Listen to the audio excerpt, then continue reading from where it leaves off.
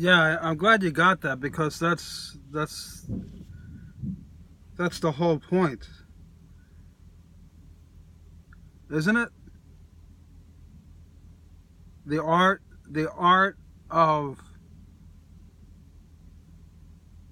a beautiful mind.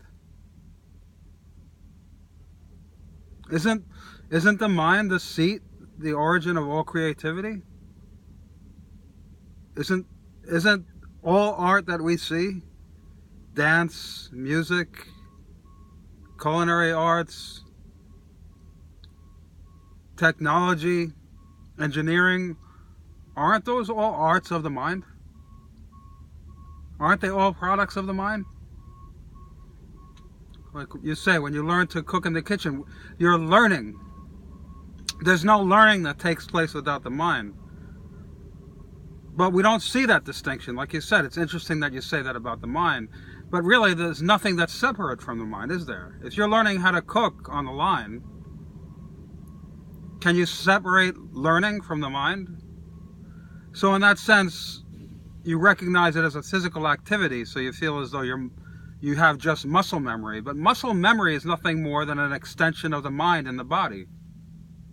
You must see it this way. You must learn to see it this way. This is a very important point. Without a mind, without a cortex, you can't learn anything. Any art. So when we say art, the first art begins with the first chipping of a stone to make a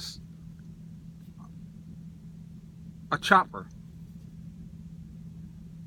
And then red ochre and beads. Those are all simply products of the mind. So if there's no learning, if you look at it this way, it's all mind learning, because the body is just an extension of the mind. The body operates as the mind operates. All the cortex, every part of your body is mapped in the cortices of your of your brain.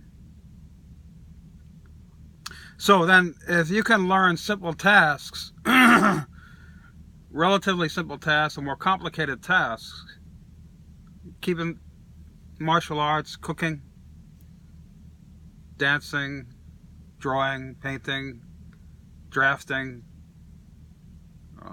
architecture, get as complicated as you want, mathematics.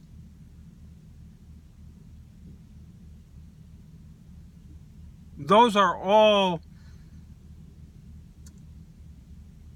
subcategories of mind.